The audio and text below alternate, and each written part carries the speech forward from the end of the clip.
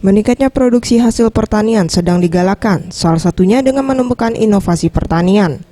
Dwi Putro Apriyadi, salah satu staf dosen di Fakultas Pertanian Universitas Sriwijaya, ketika ditemui menjelaskan banyak inovasi yang sedang dilakukan dalam dunia pertanian oleh dosen maupun mahasiswa Sumatera Selatan.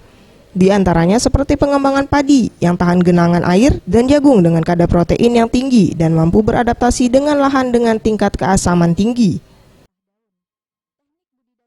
Pak Rucito yang menemukan padi tahan genangan, lalu ada Pak Entis, Pak Munandar, Bu Reni yang memunculkan atau menemukan varietas jagung yang kadar protein tinggi.